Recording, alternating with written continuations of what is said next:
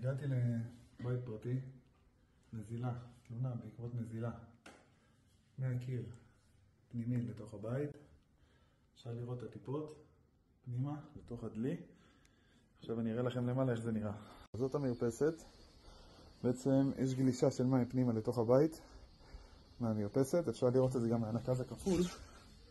יש זליגה של מים פנימה מהאזור הפנימי של הנקז. עודפים של מים מתחת לריצוף שחודרים פנימה. משמע המים נכנסים פנימה לתוך החדר ומרטיבים. אז הצעתי שתי אפשרויות. אפשרות ראשונה, לעשות פירוק של המרצפות, לסלק את הכל, להגיע ליסוד, לבצע מערכת איתום שלמה, ולאחר מכן לעשות יריות ביטומניות, שתי שכבות יריות והכל, כל המערכת וריצוף מחדש.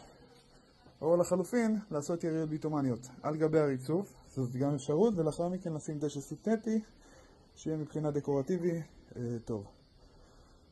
זה לפני, אני אצלם לכם אחרי.